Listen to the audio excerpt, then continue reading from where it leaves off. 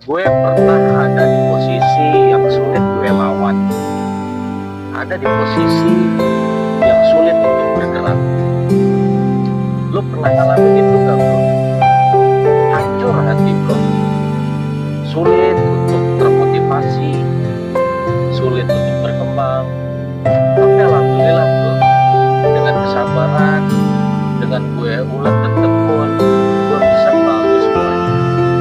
Dulu gue gak mau kenal banyak orang bro, gue gak mau berhubungan sama orang-orang banyak, gue senang menyendiri. Tapi gue pikir, siapa yang bisa bantu gue kalau bukan gue sendiri? Teriak percuma, marah-marah gak ada gunanya. Sabar ya bro, jika lu mengalami masalah yang pernah gue alami sekarang ini, apapun mungkin bro, sabar, tetap berusaha aja.